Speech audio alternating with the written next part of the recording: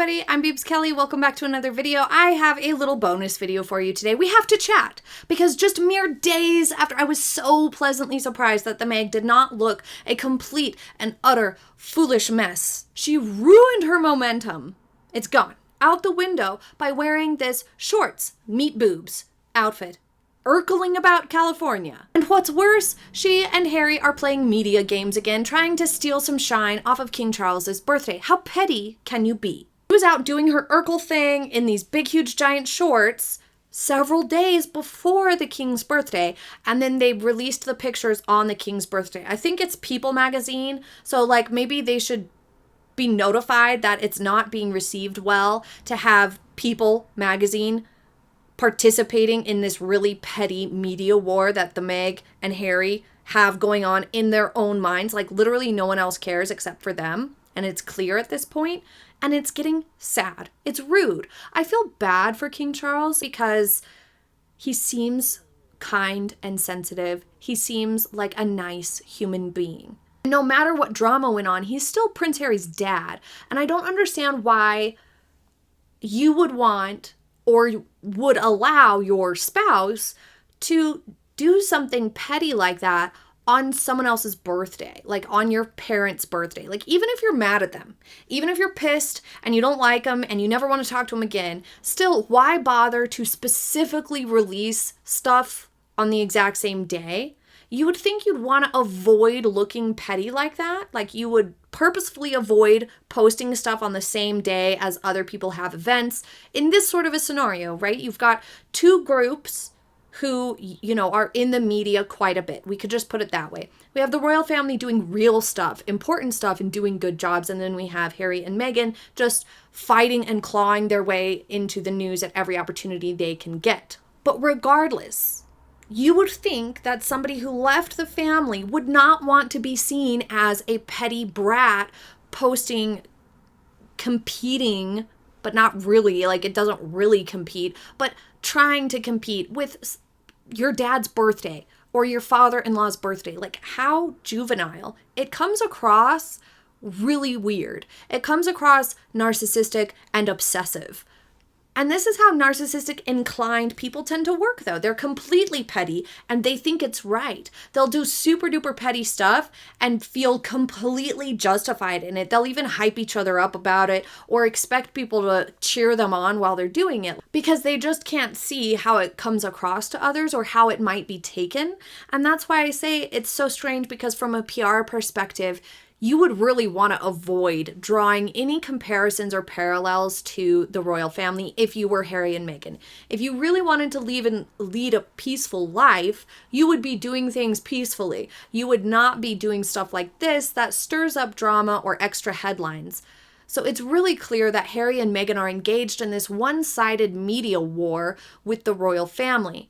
It's so cringy, but it's also getting to the point where it's not just desperate, it's starting to feel kind of uncomfortable that they do these types of things that seem so desperate. As for the outfit itself, it is far too high. The shorts are not that appealing. They look, from the pictures that I could find, they don't look quite as wide on her leg, which is good, I guess. But overall, it's just silly. It is indicative or interesting to think if this were not a setup paparazzi shot, which I'm sure it was, but if it weren't and she just popped these clothes on and this is what she wears in her day-to-day, then we can learn from this. We can see that she doesn't tend to match things very well or put that much thought into her outfits when she's out and about and thinking she's not being photographed. So that would back up the theory that she simply just doesn't really know what she's doing when it comes to dressing herself. She doesn't understand her proportions and her lines, and she doesn't really understand how to flatter them in her outfits. She also doesn't seem to understand how to put together a well-coordinated, cohesive-looking outfit. So that would explain some of these blunders where she's wearing an all-dark outfit and nude shoes, or she's wearing stuff that just doesn't go in any way, mismatched creams and whites. Things like that. It would make sense if we're going on the premise that this was truly a surprise paparazzi shot, it was unplanned. She just threw on clothes. She didn't think she was going to be photographed. She just simply doesn't tend to put together cohesive outfits on her own. So that kind of brings to light some of the reasons why she had such unsuccessful outfits when she was with the royal family and why she's continued to have such unsuccessful outfits ever since. It's because she really genuinely either doesn't care or doesn't know what she's doing. However, I do think that this was probably a planned paparazzi shot and she knew she was going to be photographed and she wore this anyway. It was a bad outfit. I am really puzzled about the no engagement ring thing. I want to talk to you guys about this because I've heard the rumors and it's all gossip, and I'm prefacing the whole video here with this is all just my opinion. We're talking gossip, rumors. The rumor is that her engagement ring was taken away, which I would like to point out I do have a video, I'll link it, about the Meg's relationship to the royal jewels, which I think you might find interesting. A brief summary though, you go back and watch the video for more detail and like hard facts from the actual sources that I used. I put the articles up in that video. But the brief summary is that she was not allowed to access anything belonging to the royal jewelry collection, especially those that had been worn by Diana, presumably for perfectly rational, reasonable reasons, that those jewels were linked, so to speak, to the Princess of Wales title, and that anything that Diana had worn out of the royal collection, from tiaras to necklaces and earrings, all of the jewelry that belongs to the crown, the royal collection, not private collections, because there's a difference. Diana did have a private collection as well, but for the royal collection, anything that Diana, Princess of Wales, wore was kind of reserved or earmarked, if you will, for the gorgeous Catherine. So that when she became Princess of Wales, those jewels had the significance of being part of the Princess of Wales title, that these are sort of the iconic jewels that the Princess of Wales wears. Now, whether or not that's their official approach, or if they just had decided that for Catherine, she was going to sort of take over or be assigned, if you will, the jewelry that Diana had previously worn, or they simply wanted to save it and wait, like wait for things to settle down because Meg had already been causing a ruckus, so perhaps they were not eager to allow her to access all of those royal jewels and the things that Diana wore, because those things have significance. A lot of these pieces have a hundreds years old history, definitely decades long history. A lot of these jewelry pieces do. They carry significance to the monarchy, to history, to the family. So when someone wears it, it has meaning and it goes down in the history of that jewelry piece, where it was worn and who wore it, and all the details. So it's very important and precious. So you wouldn't want to just be willy-nilly letting people wear things that have significance when they're not yet understanding the gravity of that. Reserving those jewels and waiting to let Meghan access them makes sense to literally everyone except Harry and the Meg, who appear to have a very unhealthy obsession with Diana and her memory. Allegedly. They seem to kind of be fixated on it in an unhealthy way. But Meghan was also not permitted to access the royal jewelry collection in general because Her late Majesty the Queen was not real jazzed with Meghan's behaviors leading up to the wedding. Meghan's attitude, starting even before the wedding, was probably, possibly, potentially because of that fit she pitched over the tiaras. So the Queen was kind of like, well, let's pump the brakes on this one and not let her access all the royal jewelry right now, or not let her wear it. My personal theory is that she actually wanted to wear the lover's knot tiara for the wedding. We know she's pretty fixated on Diana. We know Harry is invested in the memory of his mother a lot, that he talks about it a lot, and he feels like Meghan is connected to that somehow or something. I don't know. Anyway, there's a complex situation going on there. I could see them as a couple kind of thinking the lover's knot tiara is what she should wear, and being denied that being very upsetting to them. But there is no rumor or, any news out there that that is what it was. It's always been theorized that she wanted the one Eugenie was going to wear, or she wanted one with a colored diamond or something just more big, maybe the fringe tiara or something. She wanted something different is the point. But nobody has said it was the lover's knot tiara, but I just personally think that it's very likely that that's the one she really wanted, knowing everything we know now. It was the Queen who really made this decision. She informed King Charles and also Prince William that the Meg was not to be seen wearing or have access to these priceless, historical, but dazzling gorgeous jewelry items. We're talking tiaras, bracelets, necklaces, rings, all of it. She effectively banned Meghan from the jewels. But perhaps that put Prince William in a sticky situation, because if he were like the sort of keeper of some of the jewelry, or, you know, maybe it was in part his responsibility to help facilitate access to these things or something like that, or perhaps Harry and Meghan were under the impression that William was in charge of this in some way, shape, or form. I don't know. It kind of maybe possibly put him in the position of having to deny Harry and Meghan access to these things, because the articles stated that the Queen informed Prince William to not let Meghan near the jewels, essentially. Which would, of course, put William in a slightly awkward situation to have to tell his brother and new sister-in-law, no, you can't access these, while clearly Catherine, the Princess of Wales, had some degree of access. So to Harry and Meghan, they had the impression that Catherine was probably just willy-nilly able to wear whatever she wanted out of the collection. Meanwhile, Meghan's banned from it. So they probably took it really, really badly. Would this be what Harry and Meghan want an apology for? Perhaps this gives merit to the gossip of Meg's engagement diamonds being taken away. Because I guess that's what the rumor is, that they were taken away, the diamonds in her engagement ring. I mean, that's kind of intense. I get it. There's a lot we still don't know about everything. Having not seen it in so long does have people wondering. And since we know she was banned from the rest of the royal jewelry collection, then perhaps there is merit to the idea or the rumor that they took away the diamonds from the engagement ring. But on to this last piece. I recently put out a video talking about Meghan and Harry's Veterans Day activities, what they went and did that day.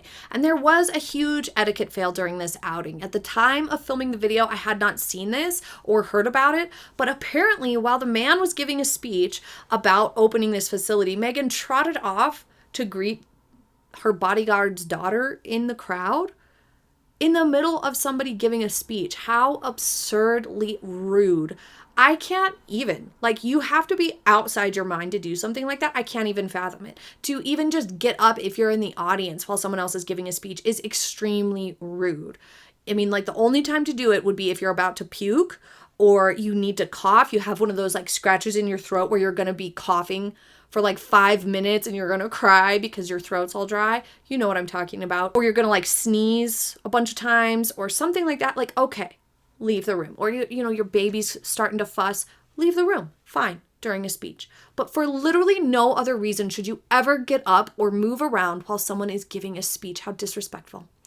The rumors are that they were paid money to show up to this. How sad.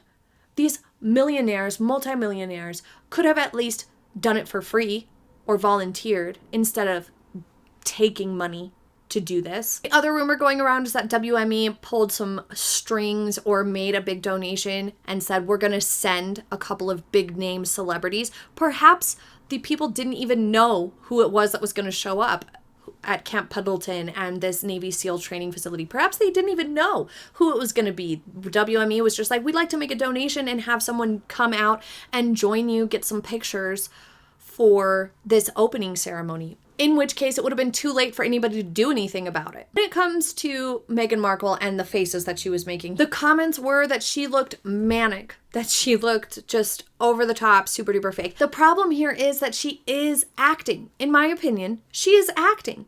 And she's not a very good actress. It is forced. It looks over the top because she's not good at this. She's just not good at it. It can be harder than you think to appear like normal when you're supposed to like go and meet strangers and introduce yourself and shake hands and say hello. It does feel more awkward than you would think, like meeting people and trying to figure out a way to not look overly enthused to where you look crazy, but to look engaged and nice and kind. It's not necessarily natural, because when you're meeting strangers over and over like this with cameras on and whatnot, you know, it's a different experience. It's not something that like we do every day. We might meet one or two people at a time. The closest you might get is meeting all the extended family of your in-laws at a family reunion or something like that, where you're just meeting tons and tons of people, you know, they're strangers to you and you're meeting them all in a row. That's like the best analogy I can think of right now, or like starting a new job where you're just meeting everybody over and over.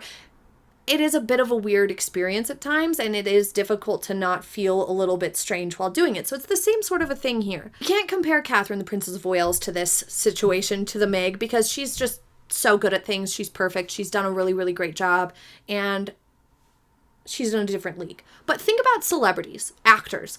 When they meet people on the street or people line up to say hello to them or want their autograph and things like that, they still come off so much more natural than Meghan does here. So much more natural.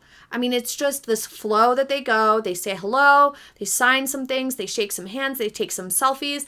It's all like still calm and reasonable and normal. It's not this. Eventually, they get used to it. They're much more natural and comfortable in it.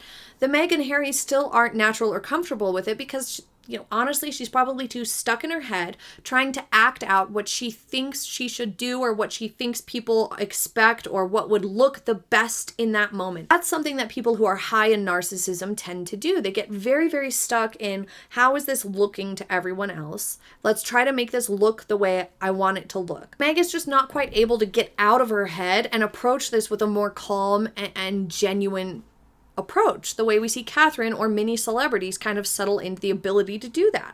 I don't know why. It does seem very overly expressive, which is what gives the feeling that she's overacting. She's just hamming it up in a bad way. It's all the time. It's really intense. Maybe beforehand she tries like thinking to herself, super excited, be really gracious, be surprised, be bashful that they even know who you are and they will see how nice and calm and warm and genuine you are. That's not her natural state, so it's just not coming through. It looks forced. Playing devil's advocate, like what if she truly is excited and that's just how her face looks, you know? I mean, I'm not particularly sold on that due to her past actions. I totally don't think that this is all just like some genuine, she's actually just this nice person that's misunderstood. I don't think that because of her previous actions. Most of us found our way to these types of communities because we were like, am I the only one who thinks she looks off while she's doing this? Am I the only one who thinks her outfits look weird and strange? That's what brought us all together, trying to see if we were the only ones thinking there was something off here. It is off. She is looking fake and awkward and a total mess. Leave your thoughts below. Thank you so much for joining me for this bonus video. It's kind of rambly and random. I'm sorry, you guys. I just thought we would chat a little bit after the last one because there was more intel that cropped up. Thank you all so much for sharing. Thank you for leaving your comments and click the like button if you enjoyed today's video. Please excuse my rambly bonus content. Thank you so much again, you guys. I hope you have a very happy day and I will see you next time. Bye!